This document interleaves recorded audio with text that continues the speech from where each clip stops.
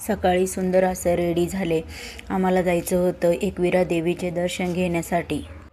त्यानंतर घरून निघालो. मग मिसळ खायला गेलो. तिथे खूप गर्दी होती म्हणून मिसळ यायला थोडा वेळ लागला. तोपर्यंत पिल्लूची मस्ती चालू होती.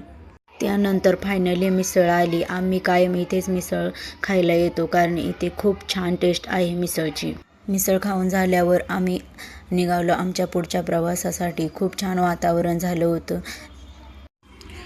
त्यानंतर अचानक खूप जोरात पाऊस यायला लागला. मग जरा वेळ तिथेच थांबलो पाऊस बंद होईपर्यंत. पाऊस बंद झाल्यावर आम्ही फायनली तिथून निघालो.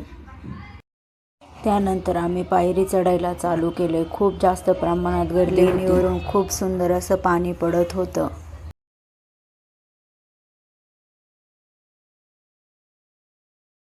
खूप जास्त प्रमाणात गर्दी असल्यामुळे बाहेरूनच दर्शन घेतले. बघा खूप जास्त लांब लाईन लागली होती दर्शनासाठी.